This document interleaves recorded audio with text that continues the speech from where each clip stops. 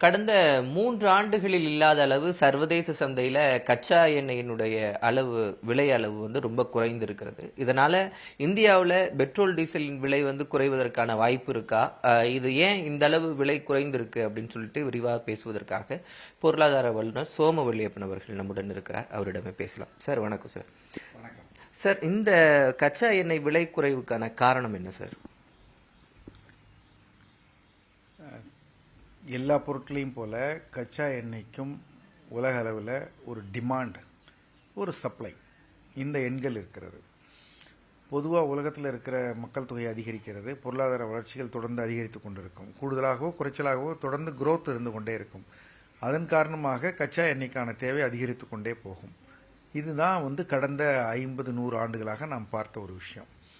இது தவிர சப்ளை என்பது புதிய புதிய கச்சா எண்ணெய் கிணறுகளை அவங்க கண்டுபிடிக்கிறது, அதற்கப்புறம் பல புதிய நிறுவனங்கள் வருவது, ஏற்கனவே இருக்கிற நிறுவனங்கள் அதிகமாக கச்சா எண்ணெயை எடுப்பது, அதை சுத்திகரிப்பது. இது சப்ளை சைடு.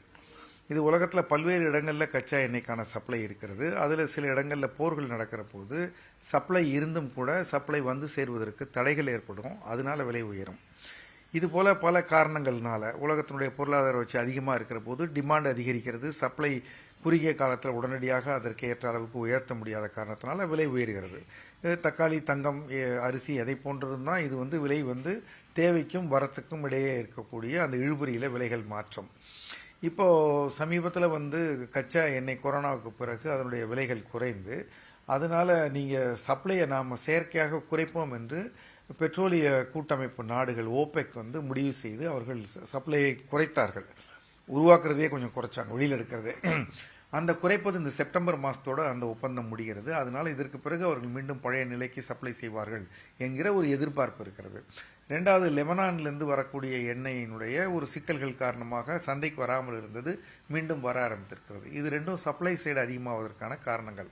அதே நேரத்தில் உலகத்தில் மிகப்பெரிய பொருளாதாரமாகவும் இருந்து, ரெண்டாவது பெரிய பொருளாதாரமாக இருந்து தொடர்ந்து பல ஆண்டுகளுக்கு 7, 8, 9% வளர்ச்சி, பொருளாதார வளர்ச்சி பார்த்து கொண்டிருந்த சீனாவினுடைய பொருளாதார வளர்ச்சி மட்டுப்பட்டு இருக்கிறது. இப்போ கடந்த 1-2 ஆண்டுகளாக அது 4-5% வந்துவிட்டது. ஒரு 8% வளர்ச்சியிலிருந்து 4-5% வளர்ச்சி என்பது ஒரு பெரிய கணிசமான குறைவு. அதன் காரணமாக கச்சா எண்ணெயுடைய தேவை குறைய ஆரம்பித்திருக்கிறது.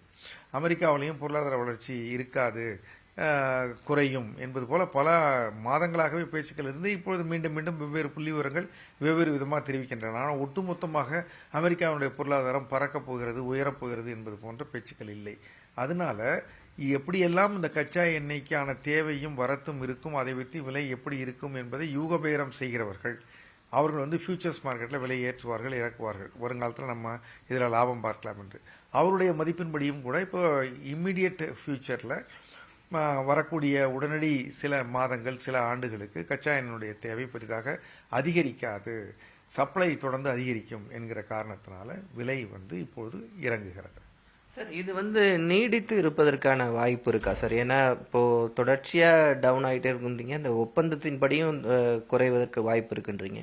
இந்த விலை நீடித்து இருப்பதற்கு ஒரு ஸ்டடியான ஒரு ரேட் இருக்கிறதுக்கான வாய்ப்பு இருக்கா சார்?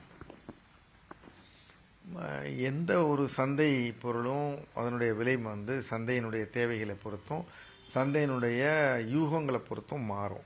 அதனால் இப்போதைக்கு இப்போ நீங்கள் அமெரிக்க அதிபர் எலெக்ஷன் முடிஞ்ச பிறகு அல்லது ஃபெடரல் ரிசர்வ் அவங்க வட்டி விகிதத்தை மாற்றிய பிறகு பொருளாதாரங்களில் என்ன மாற்றங்கள் வரும், வளர்ச்சிகளில் என்ன மாற்றங்கள் வரும் என்பது போன்றவற்றை ஒட்டித்தான் இது அமையும்.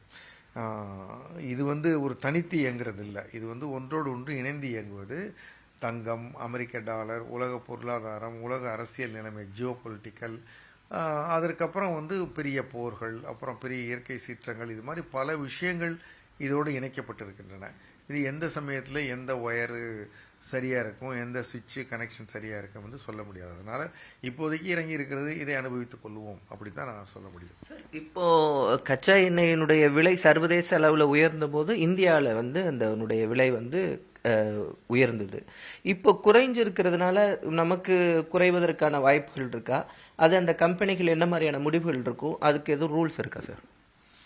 இப்போ முன்னாடியெல்லாம் கண்ட்ரோல்டாக இருந்த பெட்ரோல், டீசல் விலையில் டீகண்ட்ரோல் பண்ணியாச்சு. பெட்ரோலை இறக்குமதி செய்து சுத்திகரித்து சப்ளை செய்கிற 3 பெரிய நிறுவனங்கள் இந்தியாவில், பிபிசிஎல், எஸ்பிசிஎல், ஆயில் இந்தியா, இந்த 3 நிறுவனங்களும் அவர்களே விலையை நிர்ணயம் செய்து கொள்ளலாம் என்று சொல்லி தினசரி விலை மாற்றங்கள்லாம் பார்த்தோம். அது எல்லோருக்குமே தொந்தரவு தான். நீங்கள் அது ஒரு நிறுவனம், அந்த நிறுவனம் சில பொருட்களை வாங்குது, அதை சுத்திகரித்து விற்று கொண்டு இருக்கிறது. அவருடைய லாபம் கட்டுக்குள் இருக்க வேண்டும் என்பது சரி. அதே சமயத்தில் அது உயர்கிற போதெல்லாம் உடனடியாக இங்கே உயர்த்தி, இறங்குகிற போதெல்லாம் உடனடியாக இறக்கினால் அது பயனாளிகளுக்கும் ஒரு பெரிய ஒரு 5 பைசா 10 பைசா தினசரி உயர்வதாலோ இறங்குவதாலோ ஒரு பெரிய அவர்கள் ஒரு பொருளாதார மாற்றத்தை பார்த்து விட போவதில்லை. கணிசமாக ஒரு 5 ரூபாய் குறைத்தால் அது ஒரு 6 மாதங்களுக்கு நீட்டித்து வைத்தால் ஒரு ஆட்டோ ஃபேரை ஏற்றுறதா இறக்குறதா, பஸ் ஃபேரை ஏற்றுறதா இறக்குறதா, ரயில் கட்டணங்கள், அதே மாதிரி பல்வேறு இடுபொருளாக இருக்கிறது. ஆக ஒரு பொருளாதாரத்தில் தினசரி விலை மாற்றம் என்பது ஒரு தொந்தரவு தான். இப்போதைக்கு இந்த ஆயில் நிறுவனங்களை பலப்படுத்த வேண்டிய தேவைகளும் இருக்கலாம். இந்த நிறுவனங்கள் அவர்களுக்கு எப்பயாவது கிடைக்கக்கூடிய ஒரு லாபங்களை உடனடியாக அவர்கள் பகிர்ந்து கொண்டு விட வேண்டும் என்று சொன்னால், அந்த நிறுவனம் பணத்தை சேமித்து வச்சு ஒரு முதலீடு செய்து ஆய்வுகள் செய்து புதிய எண்ணெய் வயல்கள் வாங்கி இந்தியாவினுடைய எண்ணெய் தேவையை உறுதிப்படுத்துவது வருங்காலத்தில். இப்போ நம்ம பார்க்குறோம் சில இடங்களெல்லாம் கிடைக்காம போகிற ஆபத்துகள் இருக்குது. இப்போது உக்ரைனில் போர் என்றால் சில பொருட்கள் நம்மளால் கொண்டு வரவே முடியலை. உலகம் மொத்தமும் சப்ளை செயின் பாதிக்கப்பட்டு உற்பத்தியே பாதிக்கப்பட்டது. அதுபோல் வெளிநாட்டிலிருந்து வரக்கூடிய ஒரு பொருளுக்கு நாம் சில ஏற்பாடுகளையும் செய்து கொள்ள வேண்டும். அதனால் தனிப்பட்ட நிறுவனங்கள் என்ற முறையில் அந்த நிறுவனங்கள் சில முதலீடுகளையும் செய்யக்கூடும் இந்த பணங்களை வைத்துக்கொண்டு. ஆனால் இப்போ சமீபத்தில் கொஞ்சம் அதிகமான மாதங்களாகவே அவர்கள் நல்ல லாபம் செய்து கொண்டிருக்கிறார்கள். இந்த லாபத்தை நிச்சயமாக அவர்கள் பகிர்ந்து கொடுக்க வேண்டும். முன்பு ஒரு முறை ஒரு கணிசமான தொகை 5 ரூபாய் 8 ரூபாய் எல்லாம் குறைத்தது போல மத்திய அரசு இந்த முறையும் வெகு நாட்களாக குறைக்காத காரணத்தினால ஒரு குறைக்கிற போது சில அரை ரூபாய் 1 ரூபாய் என்று குறைக்காமல் ஒரு கணிசமான அளவை குறைத்து அதற்கு பிறகு சற்று விலை ஏறினாலும் தொடர்ந்து அந்த விலை குறைப்பை வைப்பார்கள் என்று நான் நம்புகிறேன். சார், இந்த விலை குறைப்புன்றது உடனடியாக வருவதற்கான வாய்ப்புகள் இருக்கா, இல்லை தாமதமாக வருவதற்கு வாய்ப்பு இருக்கா சார்? இது உடனடி தாக்கத்தை இந்தியாவில் ஏற்படுத்துமா, எப்படி சார்? அதாவது இப்போதைக்கு உடனடியாக அவர்கள் செய்வதற்கு அவர்கள் யோசித்துக் கொண்டிருப்பார்கள், பேசிக் கொண்டிருப்பார்கள். அநேகமாக செய்வதற்கான காலம் கணிந்திருக்குன்னு தான் நினைக்கிறேன். ஏன்னா இவர்கள் கடைசியாக செய்தது மார்ச் மாதம், அதற்கு பிறகு செய்யவில்லை என்று நினைக்கிறேன். ஒரே விலையில் இருப்பது கூட ஓரளவிற்கு ஒரு நிதானமாக இருந்தது.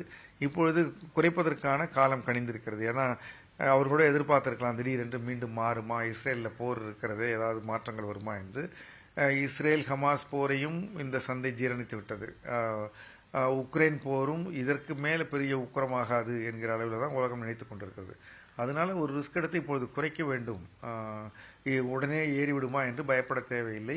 கச்சா எண்ணெய் விலை உயர்ந்தாலும் 6 மாதங்களாக இந்த எண்ணெய் நிறுவனங்கள் லாபத்தை அனுபவித்திருக்கின்றன. அதனால் குறைக்க வேண்டும், குறைப்பார்கள் என்று நான் நம்புகிறேன்.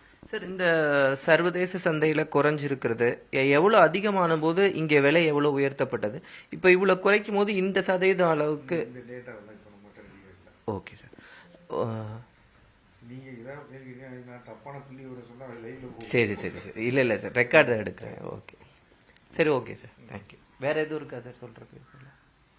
தேர்தல் நீங்க கேளுங்க சார். இப்போ தேர்தல் தொடர்பான அறிவிப்பு எல்லாம் வந்திருக்கு, அதனால எதுவும் பாதிப்புகள், குறைப்பு எதுவும் நடவடிக்கைகள் இருக்குமா? ஒரு விதத்தில் தேர்தல் வருவதே நல்லது தான். அந்த தேர்தல் வருகிற பொழுதாவது ஒரு குறைக்கிற தேவை வருகிறது. பெரிய மாநிலங்கள் இல்லை, ஒரு ஹரியானா, ஜம்மு காஷ்மீர் மட்டும்தான். இந்தியா மொத்தமும் குறைக்க வேண்டும். அப்படி குறைத்தால் அந்த 2 மாநிலங்களில் ஓரளவிற்கு இது ஆளுங்கட்சிக்கு சாதகமாக இருக்கலாம், மத்தியில் ஆளுங்கட்சிக்கு. அந்த விதத்தில் பார்க்கிற பொழுது இது இன்னொரு கூடுதல் உந்துதல் கொடுக்குது குறைப்பதற்கு. விலை இறங்கி கொண்டே இருக்கிறது. ரொம்ப நாளாக பெட்ரோல் விலை குறையவில்லை, கச்சா எண்ணெய் விலை குறைந்து கொண்டு இருக்கிறது.